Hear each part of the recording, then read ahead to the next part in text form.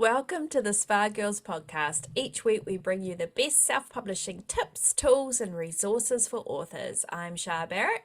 I'm Wendy Vella. And I'm Trudy J. It's just the three of us today. Hello. Hello. It always feels weird there not being a fourth kind of I person. know, we're unbalanced, right? We're unbalanced. Look at We the need screen and there's 3 instead of 4. And being an even number girl, it's like, whoa. Not good. Oh well, next week Cheryl will be back. Yeah. So this week we thought we'd talk a little bit about putting your trust in yourself, like just making sure that you're backing yourself, that you're doing what you need to do, that you don't back down, that you don't let other people coming in and telling you what you should be doing affect you or whatever. So to start Staying this the off, course. staying the course. Staying the Just course. start this off. I think Wendy just wanted to kind of give Yeah, her I version mean, of this. I think we lose sight of why we get into this. You know, like originally we start with this dream, right? This dream that we love to write, and this is what we want to do, and what can we do with that dream? I'm going to publish a book, see my goal, you set your goals, you go for that. But I think along the way, the noise, it stops us realizing and believing in ourselves and following our dream, which is to be a writer and to write a book. And I think, I mean, we talked about this probably before on the podcast, but for me, I've had my belief in that being a successful writer challenged so many times. But at those times, I just sort of dig deep and go, okay, why am I doing this? What do I want? You know, how am I going to get there? And I think there's a lot of noise out there at the moment about from people saying that they're struggling with this and or they've tried this or whatever. But that's my take on this, is that remember why you got into this game. Yeah. That's probably where I want to go with that. Yeah. Put your trust in yourself. Yeah, so believe in you. Yeah, absolutely. So what we wanted to talk about was, we'll end with kind of some of the ways that we do that and some examples of ways that we have ourselves backed ourselves and followed our gut instincts. But so what we want to talk about first of all is kind of like what happens when you get knocked back. Like what happens when something happens, reality strikes. Yeah. How do we kind of keep ourselves on track with that? Yeah. Like, what do we do then? So do you guys have It could any be examples? a knockback from a bad review. It could be a knockback from maybe an editor's given you some feedback that was not glowing.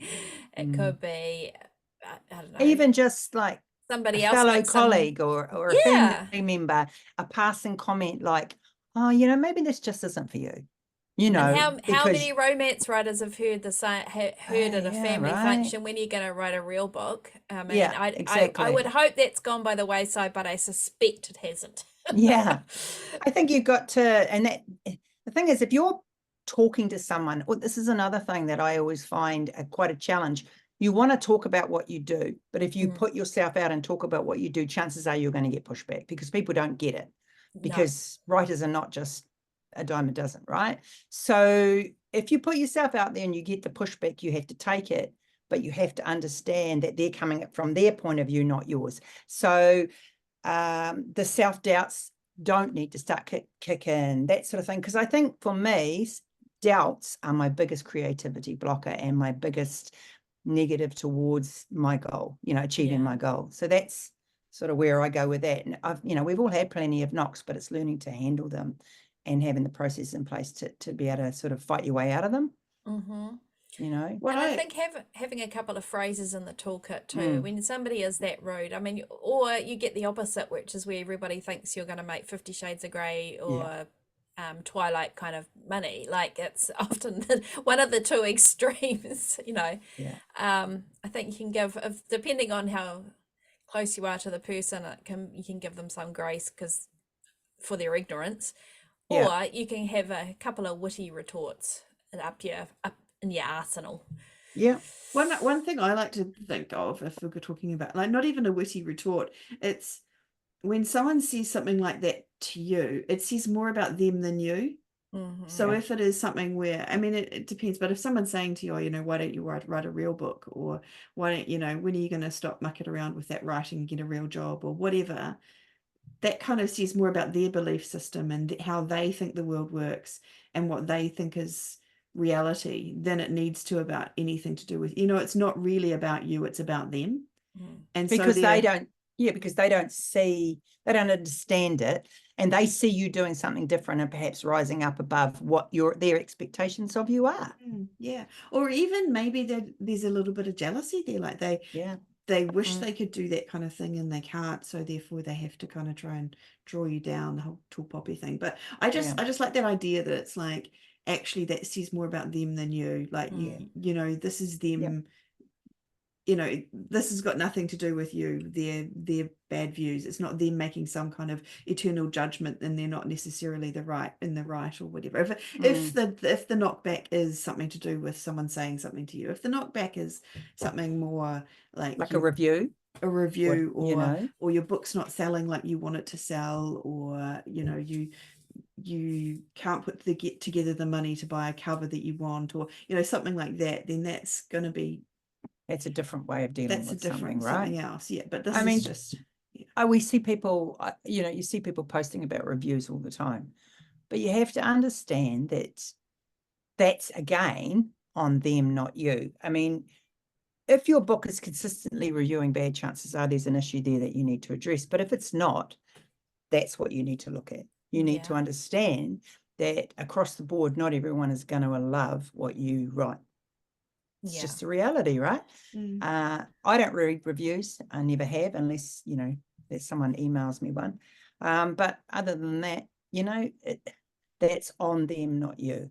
And I think just protect yourself, particularly when you're starting out. Okay, it's easy for anyone, including ourselves, to say you have to develop a thick skin, but that's hard. That is really it's a time thing as much as anything else to develop that, and just sort of know yourself. We've mentioned before having a friend, maybe author friend, read reviews on your behalf, and you could do it for each other because you're not emotionally so connected, and just pick out the good ones kind of thing to share, or look for any maybe formatting errors that are coming up that is a legit thing that you can fix. A lot of authors won't go near Goodreads because of, often it can be pretty harsh. The reviewing there tends to be harsher. I know it's owned by Amazon now, but that just sort of seems to be it. But also, another tip we've heard authors talking about is finding your absolute favorite book and going and reading the reviews on that, and you'll see the 1 stars there, that this book that changed your life and has made you want to be a writer, somebody else's thought wasn't wasn't worth the paper it was written on. It's like, it's kind of shocking sometimes reading reviews about books that you like literally think are the best thing ever, like and you're like, oh no, 1 star was boring and whatever, like, so that's, and it just goes to show different people like different things, right? Stonehenge can get a review with not enough stones. I mean, that there's got to be issues out there, right? So it's all good. So I think the main thing with knockbacks is also it doesn't mean the end of things. If something, and there's we've talked about failure in different podcasts and stuff, but fail forward is a saying for a reason. It's like a failure is just the next step in your progression towards where you're going to go. So don't feel like it's the end of the road. It's just something happens that puts a block in your way, and then you just have to figure out the best way around it, or the best way to move forward from there. And there will always be something that you can move forward from. There's always something that you can do. I mean, it's okay to wallow in it for a little bit if that's your process, and it is. But do that, acknowledge it, and move on. I mean, resilience has got to be the key word in this game. It really does. Yeah. That's a good one, actually. Resilience is awesome. And the other thing I wanted to mention is I was listening to someone talking about this, and they were talking about doing unreasonable and unrealistic things, because in our society there's kind of almost an idea, and maybe I think these days it's a little bit less strict than it used to be, but an idea of what people are supposed to do and how you're supposed to earn money, and you're supposed to go out and get a job and be paid by someone else, and you're supposed to get a set income, and you're supposed to buy a house, and you're supposed to do, earn money until you retire, and then whatever, these supposed tos, Put and money into your pension fund and rah, yeah, rah, rah. yeah, all of those things. And Yeah. so when you're someone who wants to go out and write, there's the whole starving artist mythology around, whether you can or make any money from that kind of thing, and you have to have a backup career. The number of people we've had on the podcast who've come on and said, oh yeah, I didn't think I could make a living as a writer, so I had this backup career that I went and spent all this education, all this money on getting educated in, and then they ended up as a writer doing much better than they ever did in that backup career.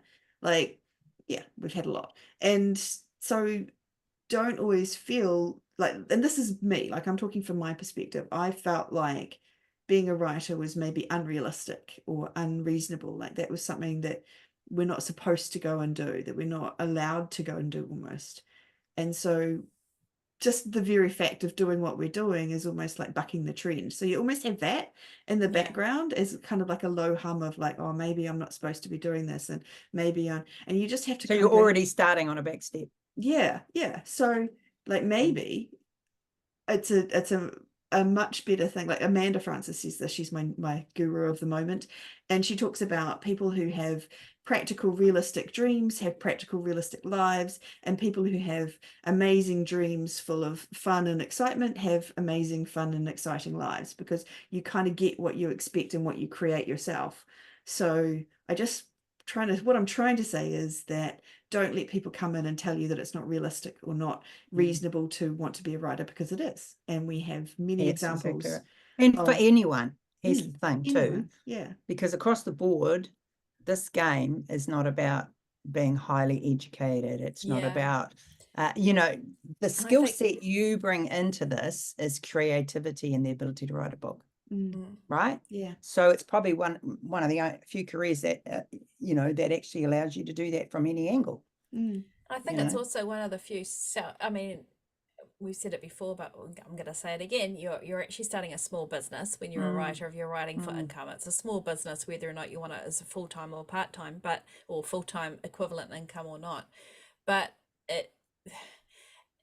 there's very few that have such a low startup cost, and so I think it's easy to look at the downside of what's needed, if you like, or what you perceive you need, but in reality it's the barrier to entry of this is actually very low, and I think we should be grateful for that now. And yes, that means that there's more competition out there, but conversely, there is absolutely no reason that you're not starting off on the same level as anybody else. And exactly. No, you don't need a fine arts degree or whatever it is to do this. In fact, we've had a number of authors that have said that did not help them at all, even though they've got the qualifications up the wazoo. I feel like Rachel Heron said that it hindered her actually, rather than helping. So yeah. So so that's just kind of taking the strikes and the knockbacks and kind of turning them around. And you're going to get knockbacks. I think that's the other thing. I think it's unrealistic in any business, or particularly any creative business, not to get knockbacks. I think that's kind of part of it. Like, that's just the rich tapestry that is this. Yeah, and I don't think it necessarily has to be a bad thing. It's just another step, another challenge on the path, another thing that's going to make you more you, another thing that's going to show your grit resilience, or your resilience, or whatever, like the thing that helps you put your place in the sand and draw a line, or whatever you're going to do, draw some stars and put some shells in there, or whatever, it's it's part of what makes you. So, I think we've all too from the very get-go have had knockbacks, and that's the thing to understand. Of course. Like I can remember right in the early days before I was published having knockbacks, Absolutely. That's the way it goes. Yeah, but you didn't stop, right? You didn't go, oh, this one person said that my book isn't very good, so I'm going to let that one person rule and judge me forever, and I'm not going to continue. Bull crap. Don't do that. Like, there's a place for you. Don't give those other people power over you like that. I think no. Exactly. And that's a good place to lean into the whole trusting in yourself concept, which was actually what we wanted to talk about today, is how do you trust in yourself, and how do you keep going despite all of these knockbacks or whatever. So maybe this is a good spot for us to talk about, how do we trust in ourselves? How have you back ourselves kind of thing. yeah, what have we all done to back ourselves? So where do we start with that one? You start, Wendy. You spoke, you get to start. Backing myself. I think the angle I came into this game with was I loved romance. I loved reading. I liked creativity. I liked writing and stuff like that. And in my head, I was like, well, I have to give this a go, to see if it's something that's viable for me. And I think, to start with, my writing was absolute crap. I'll be really honest with you. It truly was, but I still had a persistence inside me, and I haven't really done that with a lot else, in my life. But this was the one goal that I really didn't want to give up on. And I had this sort of real drive to write the books and keep going and keep writing. And I wrote for a long time before I even stepped into publishing. So for me, how do I keep going? What was the question again? I've completely gone how off. you back yourself. Okay. So it was self-belief. So I had to believe that what I was writing was good enough, even though the feedback was telling me different. And it was. The books weren't edited well. My plots had a million holes in them, but I just wanted to keep going. I had this real burning passion inside me to write these books and to get them out there for other people to read. And I truly believe, even 10 years on, or however many years on, I still feel exactly like that when I stop and think. When I have self-doubts, I'll go back and go, what kept me going? What kept me going through all these ups and downs and these trials? And there had been so many, but it's that self-belief that I thought I had stories to write and I wanted to get them out there. So that's what kept me going. And it's as simple as that for me. It was just a determination. If I set my mind on something, I really want to see it through. So probably that's cool. I like that burning desire you talked about. I think we talk about it in the Know Your Why section of the podcast, but Know Your Why seems very dry and kind of sort of a little bit abstracty as well. For me, it's quite abstract. It's like, I think I was raised to be not I was not the creative member of my family. End of story. I just wasn't. I was the sporty girl. And so I believed that for so long. And then all of a sudden I started writing my first book by hand. And I was just like, oh, actually, maybe that's not true. Funny that. And then there was just this to prove myself right and others wrong. Maybe there's that in there as well. I'm very competitive. But it was a real passion to get these stories written. Yeah, I think that's important. I think it's to keep going, to keep moving, and keep backing yourself. You have to have that passion, that excitement, that burning desire. I really do. It comes out in your books too. Like, I just finished book number 67, 66, something like that. And when I finished it, I was like, but instantly in my head, it was like the passion to write the next book. It was like, okay, this is what's going to happen. The next book, I've got to go there, blah, blah, blah. And that might burn out one day, but at the moment, it's not. It's still driving me, But it all comes back to the story, right? You're able to kind of shut out the noise in many ways. And I think, talking of noise, I think it's perfectly normal. This is my belief anyway, that to have that kind of chatter in your head, and often it's ourselves saying, oh, really, have you got the chops for this? Or that story's been told a million times, or I still do that. And I think it's good to talk about that, because for me, I used to believe that other people didn't have that, but I did, which is very egotistical, even though it's a negative thing. But I think it's good to say that all writers, I think, have those self-doubts, I think, but they keep going despite them. Maybe. Or the self-talk, shall we say. And I think that's actually something else that we talked about, is that this whole stuff, everything we're talking about, is a learned skill. So you know, True. maybe everyone has these negative thoughts, but actually it's a learned skill to kind of go, no, it's not true. I am perfectly capable of this. I am a good writer. I can do this. You know, like that's a learned skill to kind of Yeah. rebut those negative thoughts and Yeah. kind of push them away and go, no, I can keep going. This is something I can do. How And many? even just Yeah. picking yourself up after a knockback or Yeah. something happens, that's a learned skill. This is not something that people can do just, I No. mean, maybe they do it instinctively, but it is something to be continually doing it and doing it over and over again. That's a learned skill, just like writing is a learned skill, just like anything we do. So don't, you know, this is something you can kind of get better at and Yeah. get faster at Absolutely. and move on from.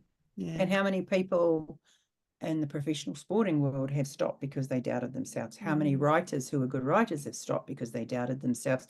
So it's that resilience and that persistence within us that can keep us driving forward to the goal we want to reach. And it does take time. Yeah.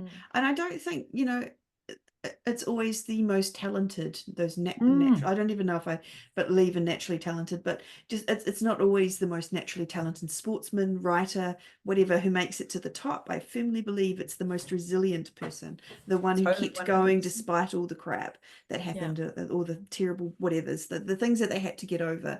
They're the ones. I think it was Malcolm Gladwell's, one of his, I think it was Outliers, but I'm not sure, and he talked about they'd done a study on the violinists at Juilliard.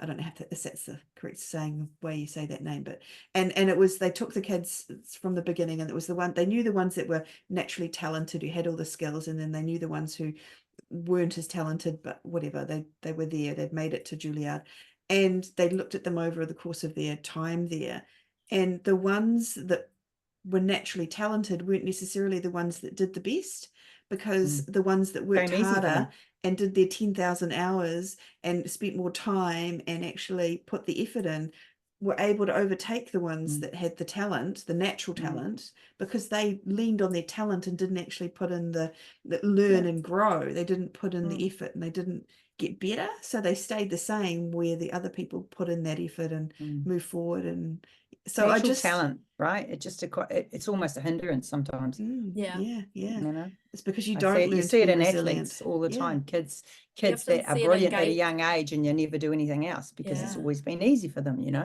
You often see it in academics as well with gifted kids. It's just, you know, I've never been a gifted person in anything, so it was always about hard work. Exactly. Well, exactly. look, that stands you in good stead. So clearly. yeah. So, have you got an example of something that you have done to back yourself, Shah? Yeah, I think so. For me, it goes against, it was probably in a way accepting that actually I didn't want to be a full-time writer, because the pressure around me, and it was subconscious pressure that I was reading. It wasn't anybody saying this to me, but I am gifted in my life with many, many friends who are full-time authors. And I felt like in order to kind of keep up with them, I needed to have that desire as well. And it was a real realization when I actually didn't, that I needed a lot of other things. I'm very Libran, I like balance in my life. And I also recognize that I don't have that burning desire that Wendy has, and it's okay to let go of that. And so I have also, you know, and that kind of released me from a lot of the self expectations. So I would say that's a backing yourself is actually is quite honest with yourself as well. And are you wanting this because it's something that a story you've built up for yourself, but is it actually true? So that's what I would say for backing yourself as well. Yeah. And sometimes that's so true, Shah. Oh my God, the stories we tell yourself. And that goes back to the unrealistic, whatever. It's the stories or the belief systems that we have around stuff that we think is true. And nobody when it can be doesn't have to harder than ourselves, right? And so I think you can, and I mean, you know, none of us are in our 20s or even 30s anymore. So I even don't know though what you're talking about, Shah. yeah, No even clue, though I that'll have be no a idea. surprise to many of you. Yeah.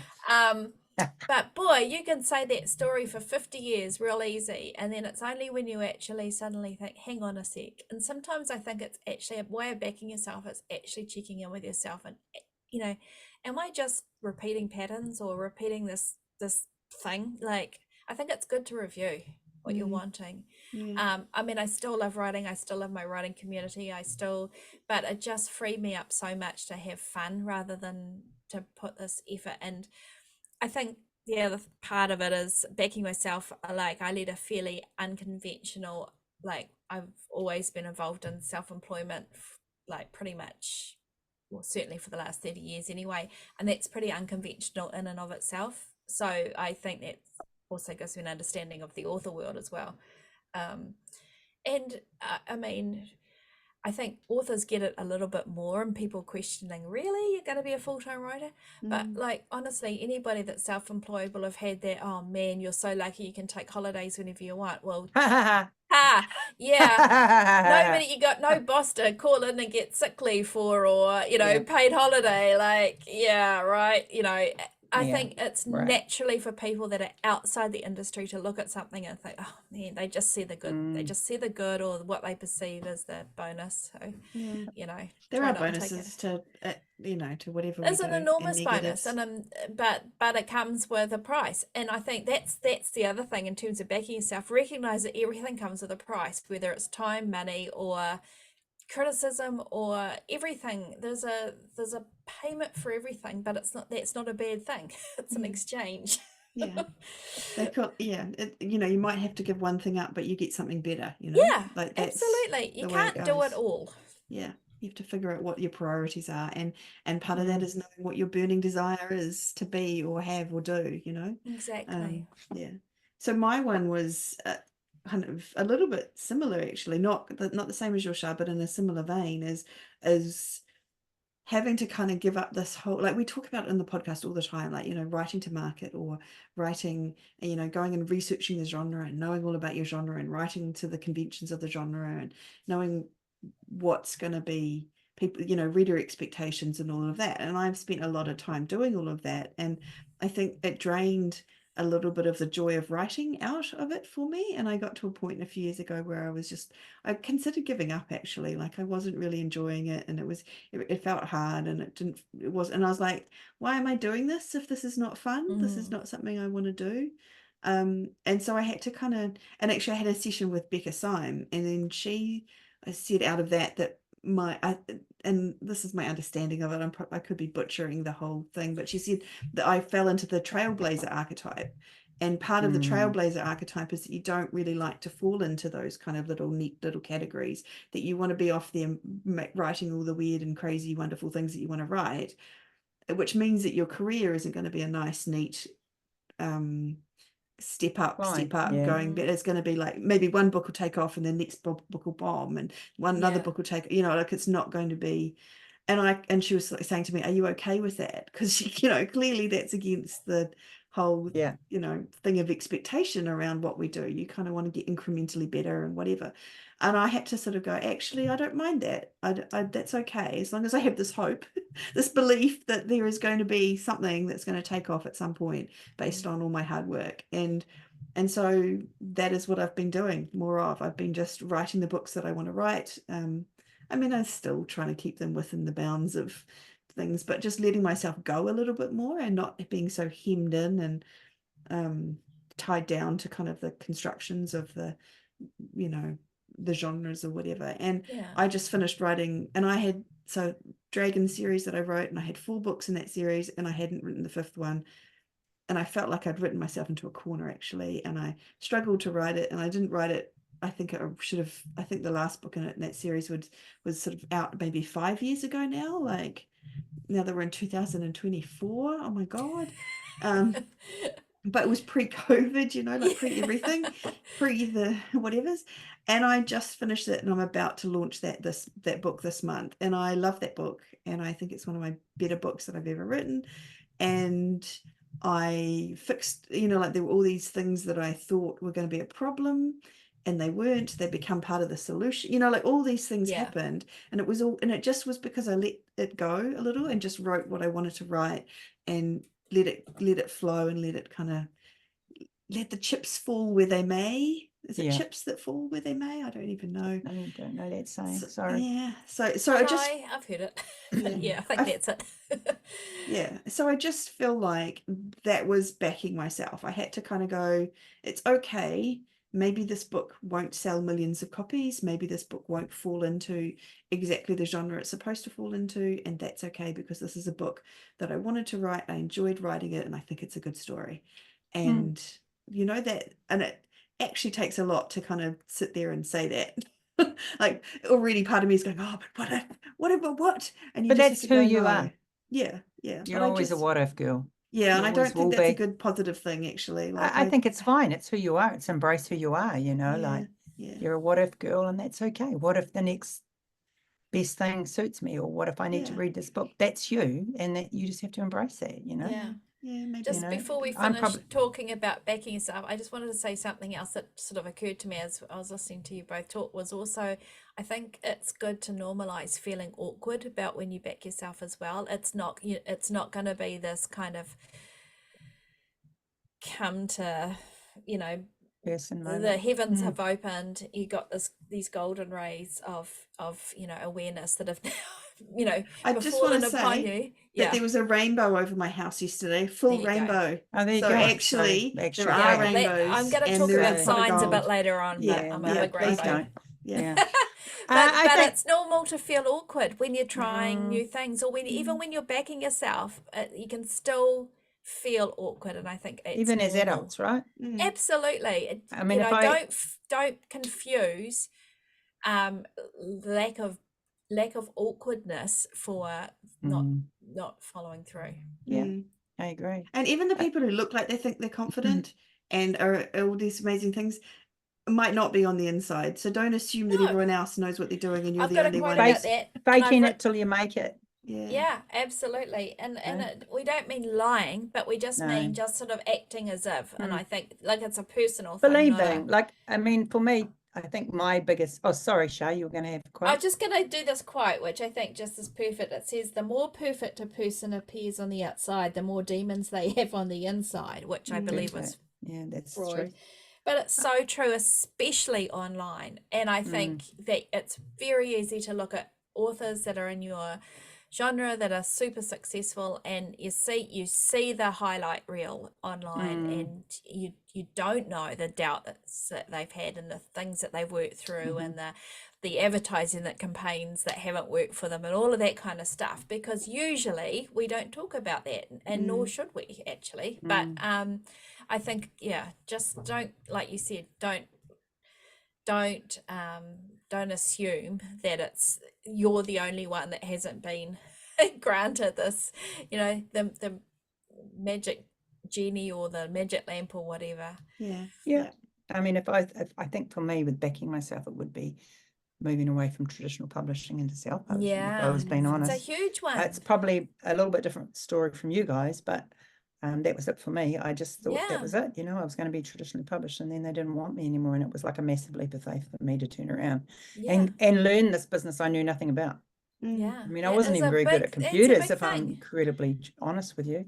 And to be fair to you as well, that was sort of at the beginning of self-publishing, right? It wasn't the industry now, where I think coming into it now, it's far more widely talked about and accepted and that kind of thing. We're talking 10 plus years ago, 11 years ago, it was a different world then. You know? I mean, it was a big decision to make, but I had people around me like you guys to help me make it. But you still and I had the to sit with stories it. that I wanted to tell, like You did. I really did have the stories I wanted to tell. So that was probably my first massive leap of faith, was like, okay, I can do this. I'm going to do it on my own, learning about discovery. And then probably the next one, if I'm being honest, was learning that I needed to spend money in my business to grow it. And that was probably the next step of learning all about that. So those are probably two of the biggest learning curves I've had in this game, right at the beginning and more towards the end.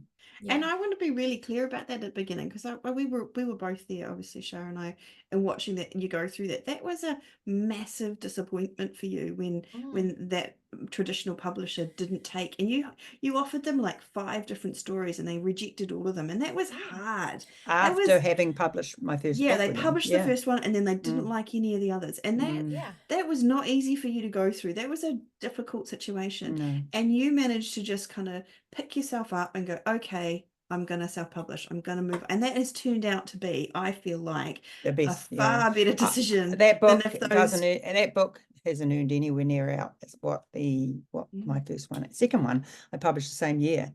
Second year, sorry. Yeah. From that. But yeah, I mean, and that's probably a little bit of what I've got in me.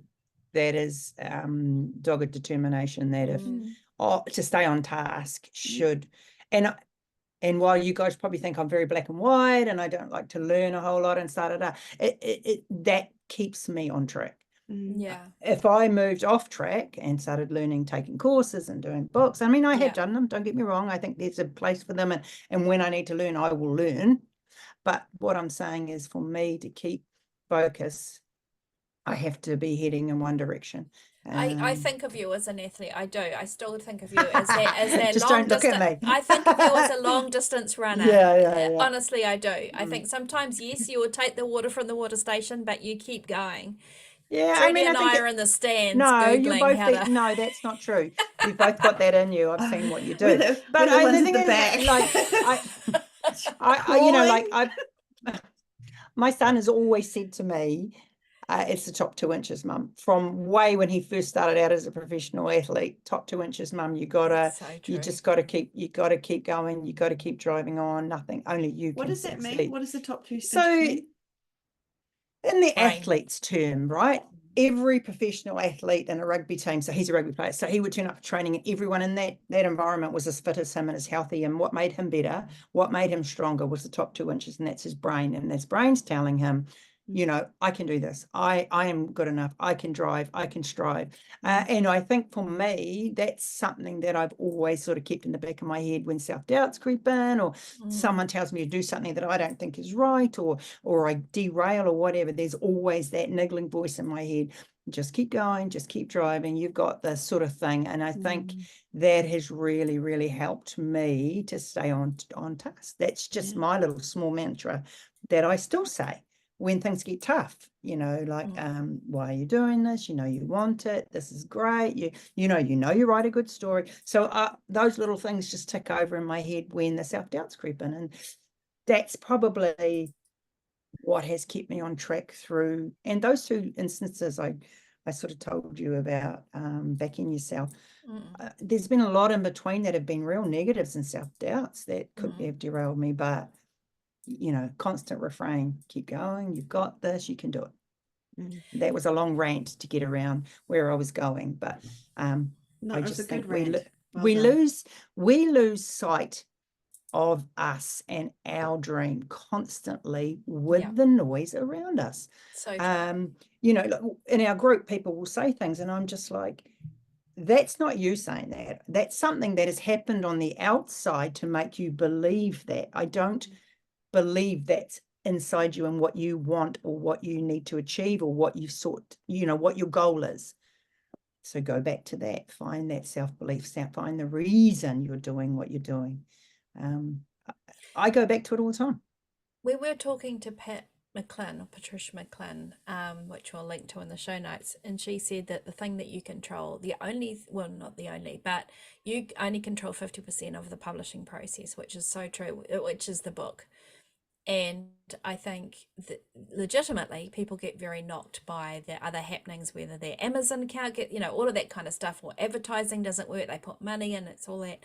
And I think that goes back to what you were saying, Wendy, about that drive, that those knocks are going to happen, but the author that succeeds keeps going, keeps that long distance runner that they're still running. And the there's ability to pivot too, and that's a massive, massive part of this game. Why you're doing what you're doing, and it's the noise out there, and you try something, it doesn't work, then you pivot and try something else, and that's okay as long as you keep heading towards your goal and your direction. I mean, I think try to stay true to you.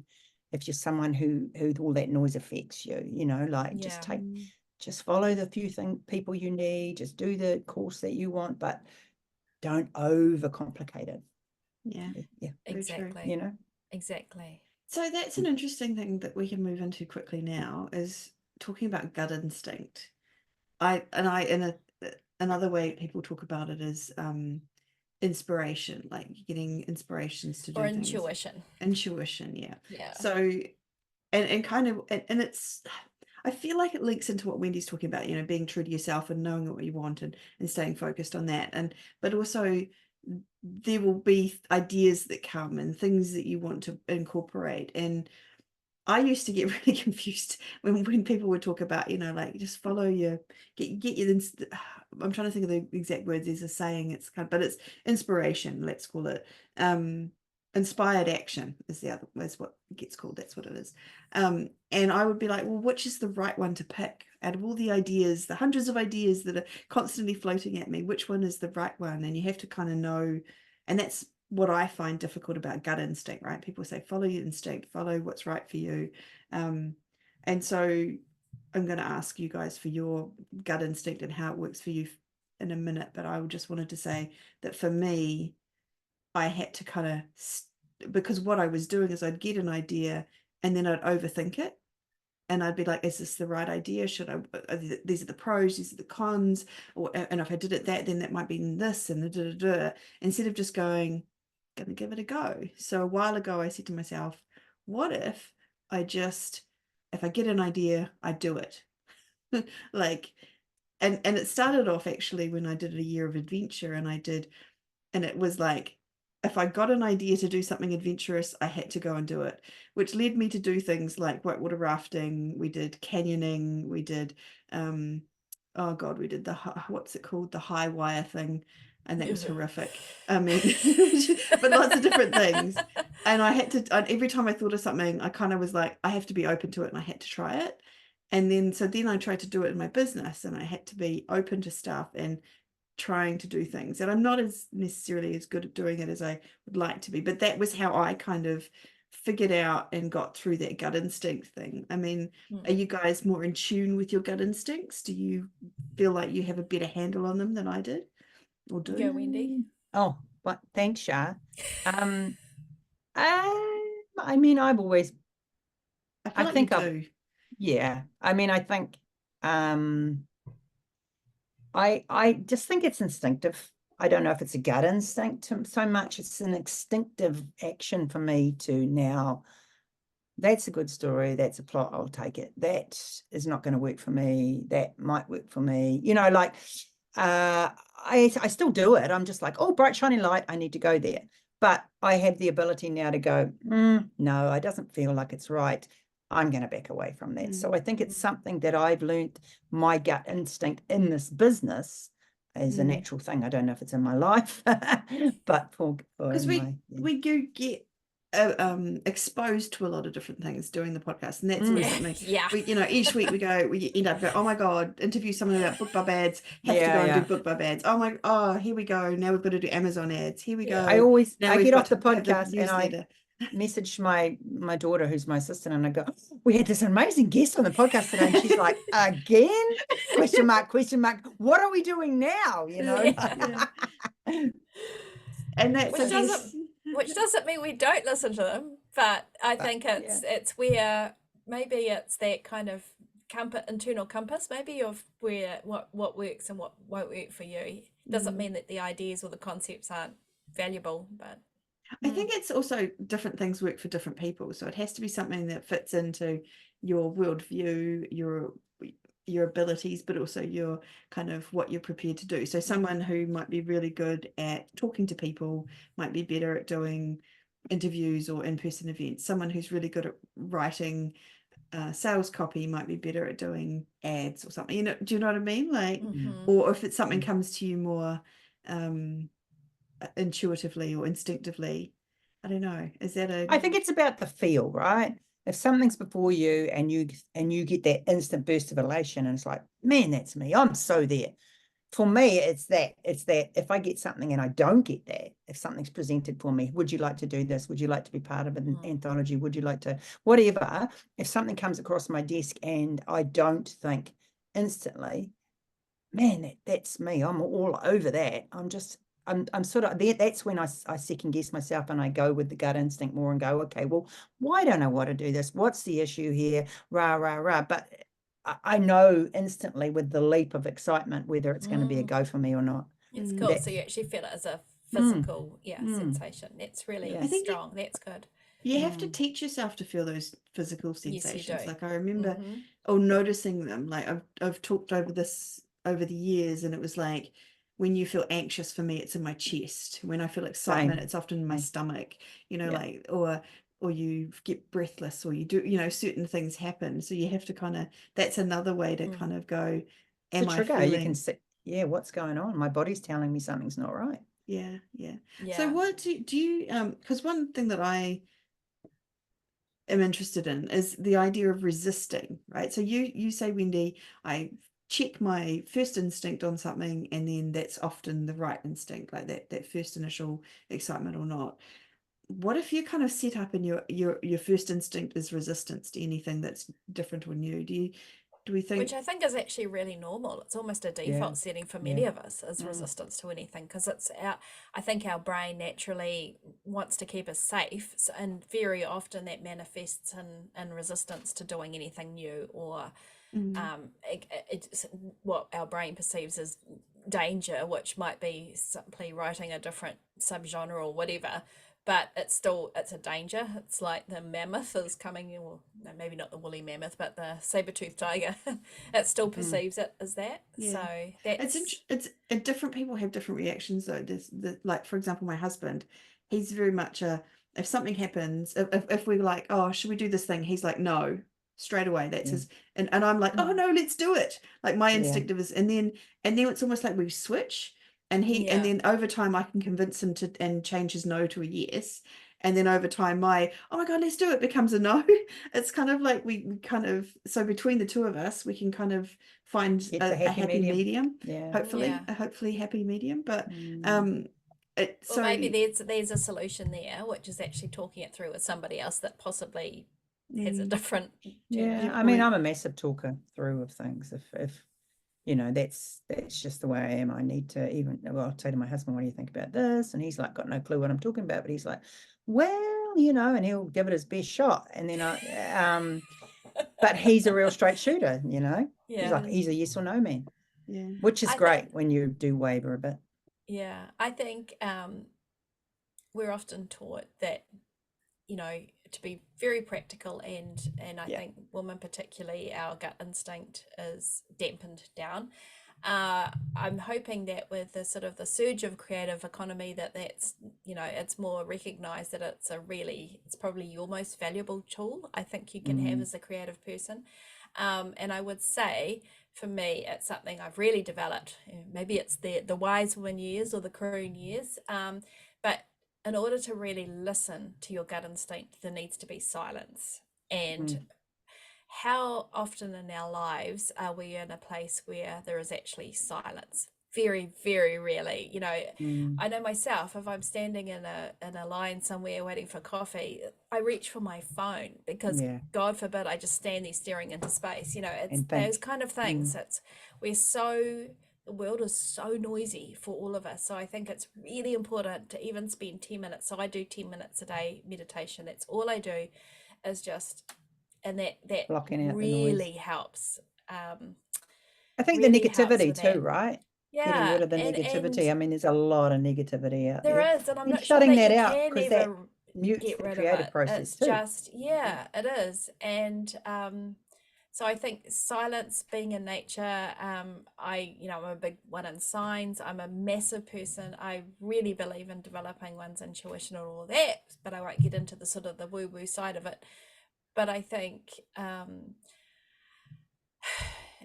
it can be, true to yourself and listen to I think it's something that you need to practice, like anything. Just as with writing, I think it's something you practice, and it doesn't come always naturally. And I think, like Wendy, you're saying about noticing those physical feelings, that physical manifestation of excitement or whatever. For a lot of us with depression or anxiety, that feeling can also be interpreted as anxiety, and I think it can be a tricky one to kind of unravel as well. So I think self-knowledge is massive, and it's part, I think it should be hand in hand part of developing an author career. But I would say for gut instinct in particular, or intuition or whatever, giving yourself, even if you don't want it, if you don't feel comfortable with meditation or whatever, just sitting outside in the sunshine. I try and do it every morning because it's really good to get the sunlight in your eyes for 5 minutes for the whole cortisol levels. Just sit there and look at a plant, or look at an ant on the ground, and it'll feel really uncomfortable at first because we're so not used to these days to doing that. True. That would be my advice. So stillness, meditation, stillness, silence. Just listen to your already body. I'm just like just listen to your Are body. you feeling uncomfortable, or are you feeling good? uncomfortable? Yeah, no, it's There you uncomfortable go. to me, the silence. I love going and doing physical things. Like, so for me too, I'm the same as you. walking is a Gym, good one. walking, Karate, riding. those kinds of things get me into a place of it's something to do with focusing down on my body and not my mind. That works for me. And then don't like driving in stillness. silence. Yeah. Try driving when you're by yourself in silence without the thank radio. you. No, I like the radio. No, just Actually, wanna I'm not take even out the the radio. You try it, and I guarantee that if you're mulling over a problem or something, or a plot or whatever, you try driving without the radio on, and I guarantee that has a negative connotation to me, because my family used to drive in silence when we went anywhere, and so the music is a reaction How to did that. you keep and three girls in the car silent? How did that happen? Silent, Come on, we you're just not didn't have kidding us. music. We had no music, is my point. Okay, and fair enough. if it was a long trip, we'd be staring out the window, honestly. Anyway, but so one other thing I wanted to mention about gut instinct was, if you're resisting it and you feel like maybe it's something you want to do, but there's, like, you're saying to yourself, oh, but I couldn't possibly do that because I'm not smart enough or good enough or whatever else you've decided, sit down with it and work out what those stories are that you've got. Like, that's, I think, looking at like, do you actually want to do it? Like, are you resisting it because you don't want to do it, or are you resisting it because you don't think you're good enough to do it? So are you resisting putting your book up on Amazon because it's not something you actually want to do, or is it because you think that you're not good enough and your book's not going to sell and there's going to be some big problem or bad things going to happen if you put it up? And then break that down, like, look into it, dig a bit deeper. And if it is that you do want to put it up, but you're scared or you're worried or you've got some other thing, dig into that a little bit deeper and try and figure out what's going on there, because there might be some silly little story that you've got going on that, you know, my dad said to me when I was a kid that only people who are silly publish books, or whatever, you know. There might be it could be as simple as that, and you're looking, or just do it. Or just do it. Alternatively, use Wendy's method and just do it. But if it's not something you feel you can just do it, then try to look at it and just the other thing is, so for example, we're worried that something bad might happen if we do things sometimes, like, not consciously, but there's a subconscious, like the saber-toothed tiger getting us if it's something new and different, which publishing is for a lot of us.